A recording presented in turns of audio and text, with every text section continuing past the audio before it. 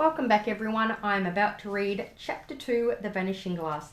Now, as I discovered from Chapter 1, the GoPro does cut my footage in half, so I'll make a point of finishing right at the end of the paragraph to pause my recording before I start Part 2. If you cast your mind back to Chapter 1, which was called The Boy Who Lived, I want you to think back to what was read, what was discussed, the activities you've had to do, and just summarise what's happened. Locate the main details because you need that knowledge before we begin Chapter 2. Chapter 2, The Vanishing Glass. Nearly 10 years had passed since the Dursleys had woken up to find their nephew on the front step, but Privet Drive had hardly changed at all. The sun rose on the same tidy front gardens and lit up the brass number 4 on the Dursleys' front door. It crept into their living room, which was almost exactly the same as it had been on the night when Mr. Dursley had seen that fateful news report about the owls. Only the photographs on the mantelpiece really showed how much time had passed. 10 years ago, there had been lots of pictures of what looked like a large pink beach ball wearing different coloured bobble hats. I picture bobble hats to be beanies, knitted beanies with the pom-poms on the end that babies would wear to keep them warm.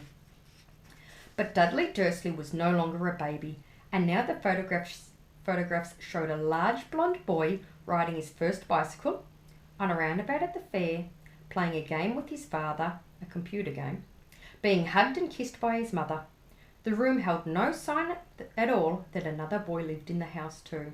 So pause for a moment and have a think about why are there only photos that are all about Dudley? Why aren't there any photos of Harry? We established in Chapter 1 very clearly how the Dursley mother and father felt about the Potter family. Yet, Harry was still there, asleep at the moment, but not for long. His Aunt Petunia was awake, and it was her shrill voice which made the first noise of the day. Up! Get up now! Harry woke with a start. His aunt rapped on the door again.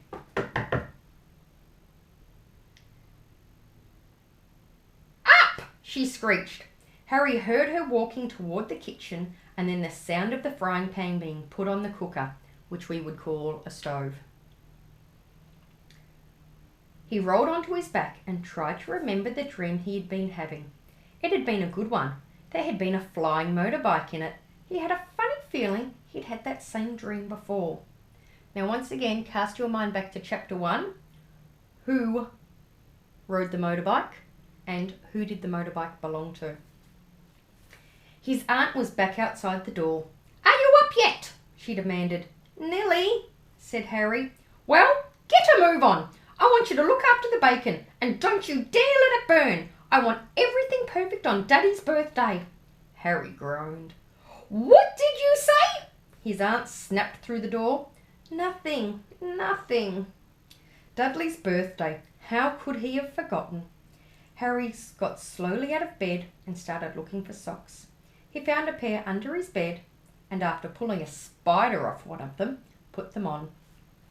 Harry was used to spiders because the cupboard under the stairs was full of them, and that was where he slept. When he was dressed, he went down the hall into the kitchen. The table was almost hidden beneath all of Dudley's birthday presents. It looked as though Dudley had got the new computer he wanted, not to mention the second television and the racing bike. Exactly why Dudley wanted a racing bike was a mystery to Harry, as Dudley was very fat and hated exercise, unless of course it involved punching somebody. Dudley's favourite punch bag was Harry, but he couldn't often catch him. Harry didn't look it, but he was very fast. Perhaps it had something to do with living in a dark cupboard, but Harry had always been small and skinny for his age. He looked even smaller and skinnier than he really was, because all he had to wear were old clothes of Dudley's, and Dudley was about 4 times bigger than he was. Harry had a thin face, knobbly knees, black hair, and bright green eyes. He wore round glasses held together with a lot of sellotape because of all the times Dudley had punched him on the nose. The only thing Harry liked about his own appearance was a very thin scar on his forehead, which was shaped like a bolt of lightning. He had had it as long as he could remember, and the first question he could ever remember asking his Aunt Petunia was how he got it. "In the car crash when your parents died," she said, "and don't ask questions." Don't ask questions? That was the first rule for a quiet life with the Dursleys. Uncle Vernon entered the kitchen as Harry was turning over the bacon. "Comb your hair," he barked, by way of a morning greeting. About once a week, Uncle Vernon looked over the top of his newspaper and shouted that Harry needed a haircut. Harry must have had more haircuts than the rest of the boys in his class put together, but it made no difference. His hair simply grew that way, all over the place.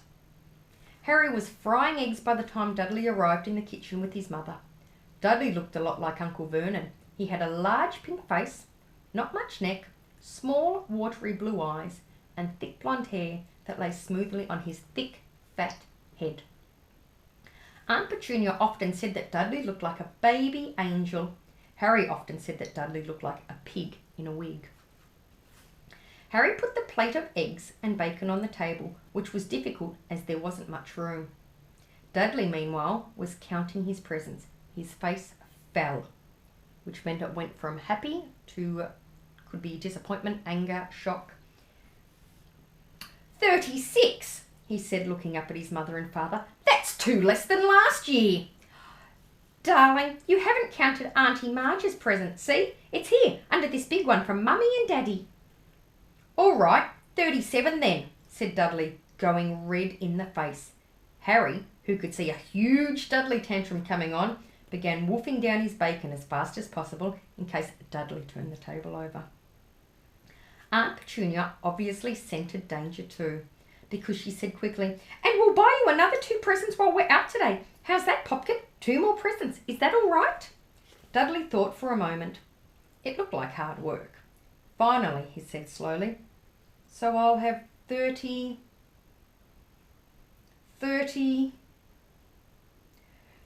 sweetums," said Aunt Petunia. "Oh!" Dudley sat down heavily and grabbed the nearest parcel. "All right then." Uncle Vernon chuckled. "Little Tyke wants his money's worth, just like his father. Attaboy, Dudley." He ruffled Dudley's hair.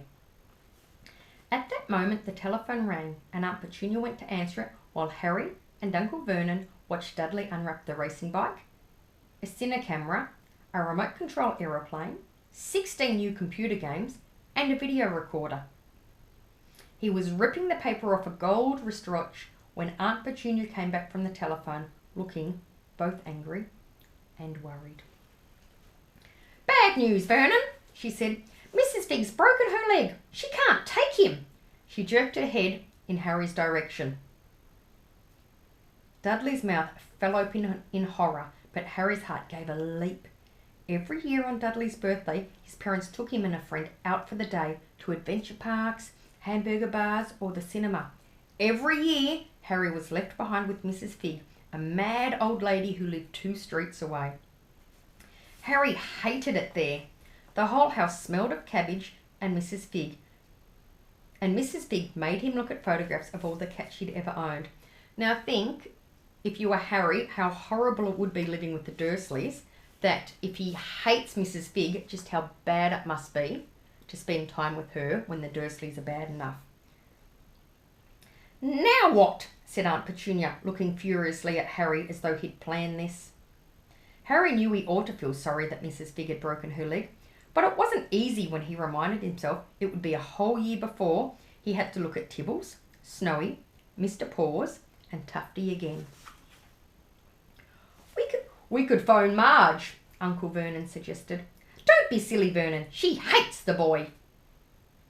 The Dursleys often spoke about Harry like this, as though he wasn't there, or rather, as though he was something very nasty that couldn't understand them, like a slug. So take a moment to think, make a text-to-self connection. Has there ever been a time when people have had a conversation in front of you about you? They know you're there, but they talk about you as if you're not. And think about how it makes you feel, because that's exactly how Harry's feeling right now. "What about what's her name? Your friend, Yvonne, on holiday in Majorca," snapped Aunt Petunia.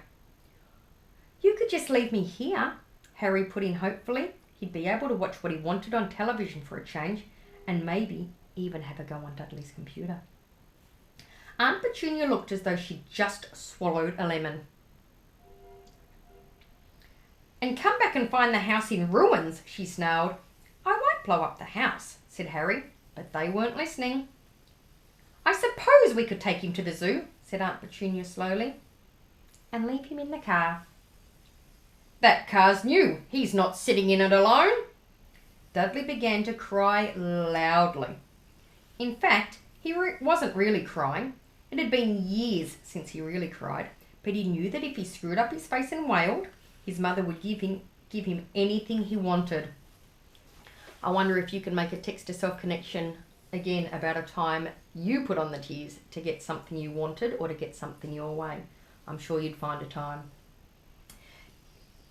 "Dinky Daddydums, don't cry. Mummy won't let him spoil your special day," she cried, flinging her arms around him.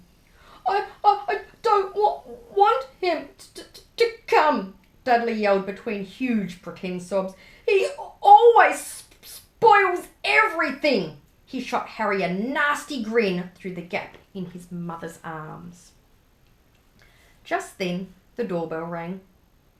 "Oh, good Lord, they're here," said Aunt Petunia frantically, and a moment later, Dudley's best friend, Piers Polkiss, walked in with his mother.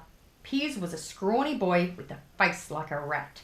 He was usually the one who held people's arms behind their backs while Dudley hit them. Dudley stopped pretending to cry at once. Half an hour later, Harry, who couldn't believe his luck, was sitting in the back of the Dursleys' car with Piers and Dudley on the way to the zoo for the first time in his life. His aunt and uncle hadn't been able to think of anything else to do with him, but before they'd left, Uncle Vernon had taken Harry aside. "I'm warning you," he said, putting his large purple face right up close to Harry's. "I'm warning you now, boy. Any funny business, anything at all, and you'll be in that cupboard from now until Christmas." "I'm not going to do anything," said Harry. "Honestly." But Uncle Vernon didn't believe him. No one ever did. The problem was, strange things often happened around Harry, and it was just no good telling the Dursleys he didn't make them happen. Once, Aunt Petunia, tired of Harry coming back from the barber's looking as though he hadn't been at all, had taken a pair of kitchen scissors and cut his hair so short he was almost bald, except for his fringe, which she left to hide that horrible scar. Dudley had laughed himself silly at Harry, who spent a sleepless night imagining school the next day, where he was already laughed at for his baggy clothes and sellotaped glasses. Next morning, however, he had got up to find his hair exactly as it had been before Aunt Petunia had sheared it off. So back in the old days, scissors, if they were big, were called shears, a bit like how they shear the sheep. So instead of saying cut off, they were sheared off. He had been given a week in his cupboard for this, even though he had tried to explain that he couldn't explain how it had grown back so quickly. So I'm going to pause, stop, and you can come back and join me for part 2.